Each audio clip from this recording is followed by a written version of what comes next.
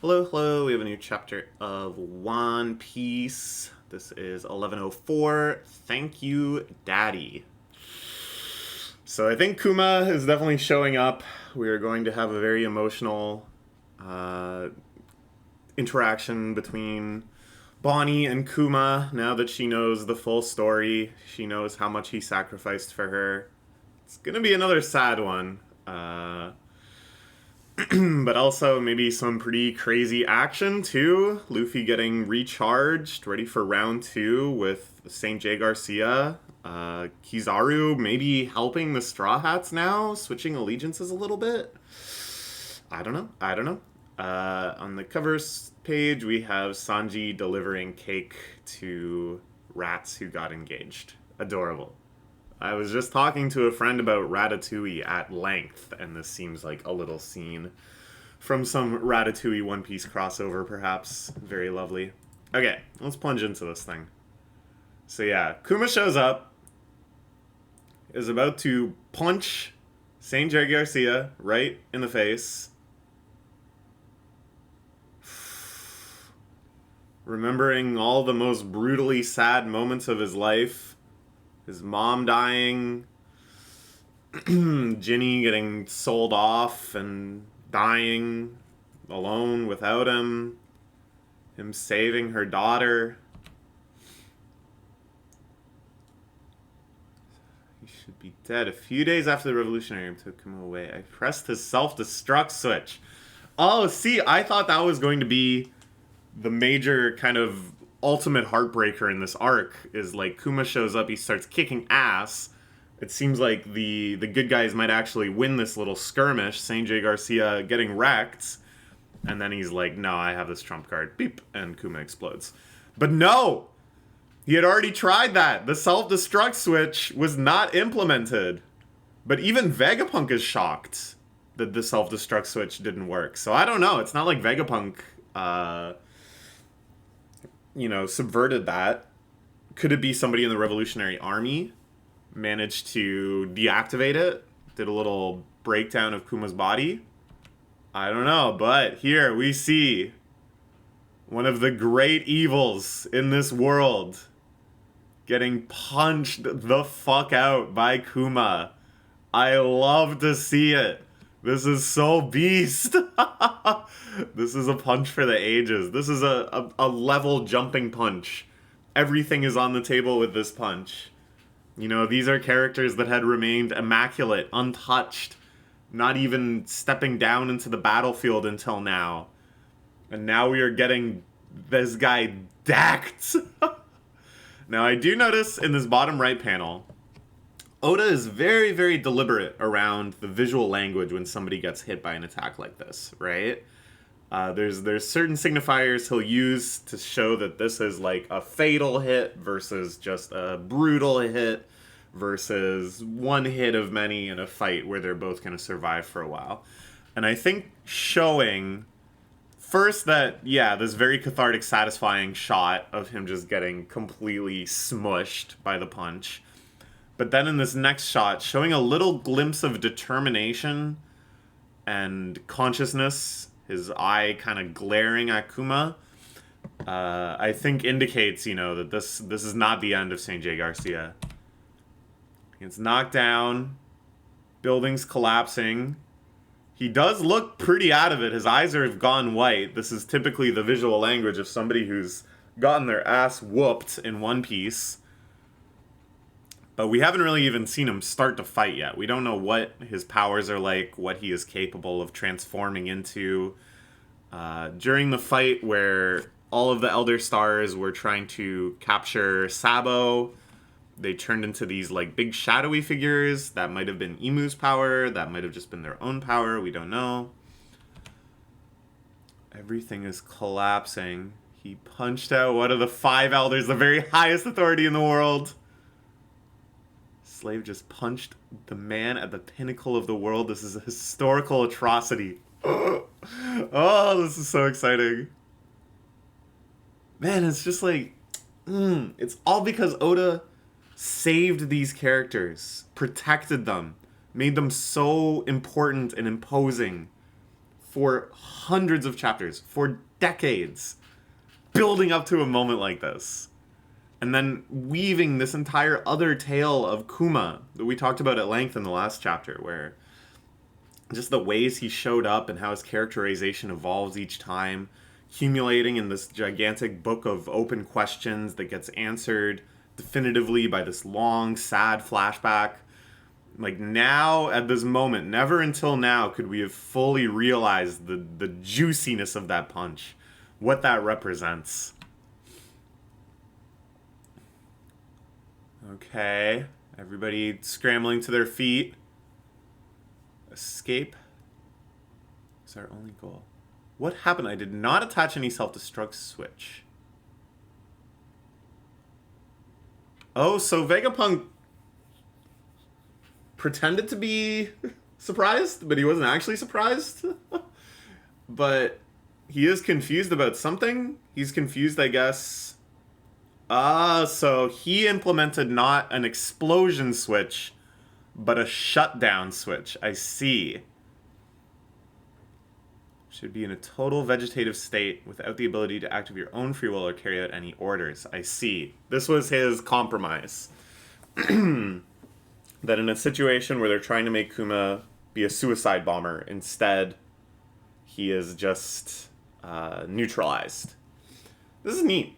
I like how this arc, even though we've gone in like 80 different directions, still has this very kind of like sci-fi theme. And this is something where maybe Oda was always inspired by the Android saga in Dragon Ball. All the discussion of their self-destruct switches and stuff. I think, you know, that sort of trope was deep in his mind when thinking about cyborgs and artificial humans and stuff like that. And so it makes sense that this becomes like a climactic moment. The difference between the self-destruct switch that he was asked for, the turn-off switch that he actually implemented, and now this thing that is transcendenting the rules of science that so far has not been explained of how is Kuma acting now? How does he recognize his daughter and embrace her? What does this all mean? No reason he should have sprung into motion, and no logical scientific basis for his arrival at this island where Bonnie is. It's true then, it's not the physical strength of the Buccaneers that makes them remarkable. For one point in time, they... Keep talking! Keep talking! What does this mean? Is this the will of D? Is this observation hockey off the charts? Is this some other indescribable connection to life forces that have not been scientifically articulated yet in the series?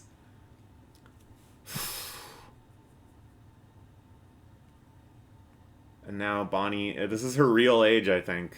This is how old she really is. Not the young woman running around and causing all this trouble, but just the tantrums and terrors of a little kid. Kizuro seems to be, like, packing it in, too.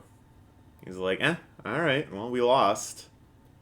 There's a lot of moments in One Piece that I really like, and usually it involves the higher-ranking Marines that are, like, not assholes. Like, Aokiji has a moment like this, and Garp kind of has moments like this, where they're like, well, you know, there's nothing we can do now.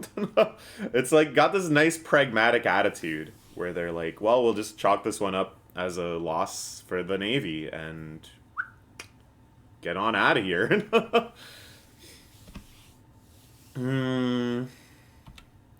Everyone calls you a tyrant, but I know my daddy is the kindest and most wonderful man in the entire world, and I'll never, ever forget it.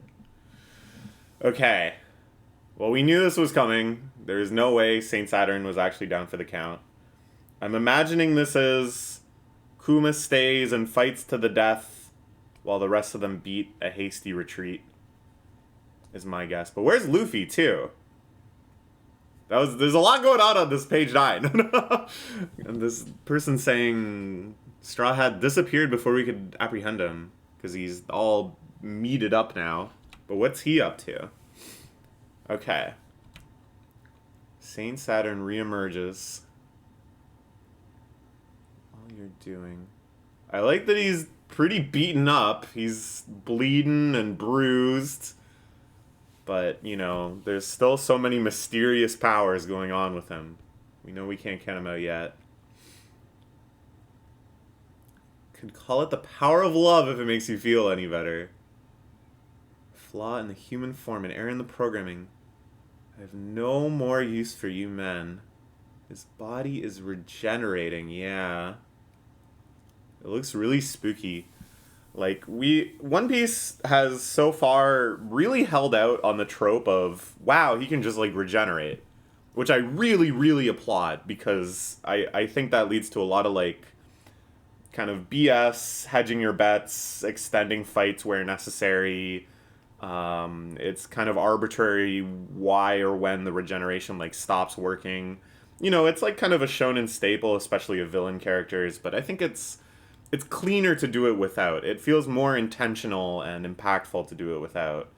The closest thing we have is like Logia fruits. And it's not really even like they get regenerated, it's just that they can de-physicalize their bodies in certain ways that you have to kind of work out like a puzzle. It's still like, you know, Crocodile, when he was able to get punched, wasn't just like, oh, I'm gonna eat sand and regenerate. And you can say, oh, well, Luffy eats meat and regenerates, but it's not quite the same. Like, it's this sort of regeneration that Sanji is calling out here, where straight up missing parts of his body are coming back together. I can't really think of any other examples, and I think it's good that they've saved that to A, really represent a power, a creepy, unnatural power that these guys have that nobody else has, and B, you know, make it that it seems almost like more bullshit, more unfair. I'm sure in other fights down the line with these guys too, that they're capable of regenerating, that this progress is being undone. Okay. Ooh, alright, Sanji. I love this. It's not just the big names, you know. Sanji gets a moment to shine. Frankie's getting a moment to shine. It's this guy isn't just like unfeasibly, unimaginably beyond their power levels now, because everybody is so strong. I really like that. Like I said, you know, they're doing stuff to make these guys a level of BS beyond anything else, like regenerating and just the amount of power they wield and stuff. I'm sure they're going to be unfathomably, unprecedentedly broken opponents, but they're not. They could have also just made it that Sanji tries to kick and it just like does nothing. He just bounces off and he's like, ah. But no, it's everybody's still relevant. Developed very well. So show me how you've grown. He's impressed with Frankie. I think what he means here is, damn, you got a cool laser straw hat robot. you figured some shit out, huh? But yeah, I can't imagine Frankie tanking too many hits from Kizaru. So he gets knocked down. Kizaru, of course, not fully betraying, but may have assisted Luffy. It's unclear. Atlas running off carrying Kuma is so funny. Because everything in this chapter has made Kuma huge, imposing guy, and then this bizarre, giant little girl runs off, hauling him over her head. Kuma's in the scene. We've got an abundance of players. Let's finally end this. A miserable sight. I should have brought darker shades. Ah, oh, man, Kizaru is so cool. Okay. Buster Call. Round 3. How will they handle this one? Those who study the secrets of the world, those who possess the blood of lost people, those who have awakened an ancient god, this island is full of inconvenient people who must be eradicated. Okay, we're entering the endgame. The bombardment is starting. Now, there's still a lot of other factors that could come into play here. Most notably, there was Blackbeard crew members lurking around here, too. But we don't know. I don't know. It seems like it's going to end with Punk Hazard wiped from the map. And probably our crew beating a hasty retreat onto Elbath. But I think it would also be pretty cool if we see how things have developed between Ina's lobby and now, that they're actually able to somehow stop the Buster Call. I don't know if that's even at all remotely feasible, because that's a ton of battleships just blasting away from a safe distance. But at the same time, it's like, wouldn't that be sweet? Wouldn't that just be so redemptive and vindicating, to be able to stop the world government's mightiest weapon, besides, their magic space laser, which we don't know too much about. I don't know. I could actually see it going either way. The thing is, they've been saying, all we need to do is retreat. The only goal is to retreat. But that makes me think more and more, Luffy is not going to stand for that. He's not going to be content running away at this point. He's instead going to become a giant and start squishing battleships effortlessly or something. I don't know. There's still a lot of directions this could go. I could even see this going even worse for them. Because we're moving into, the final saga, which is what this is. And there may be like an unprecedentedly low point where maybe some Straw Hat crew members are captured. Or maybe Robin gets captured, because they obviously are still gunning for her, with a lot of deliberation. There could be a lot of horrible things that happen too that, the next arc is kind of rebuilding and getting revenge for. It feels like a lot of possibilities are on the table, which is rare for, the climax of a big shonen arc. So we'll see. Is Jay Garcia going to get beaten? I really don't know. It actually feels like it could go either way. All right. Let's find out next week.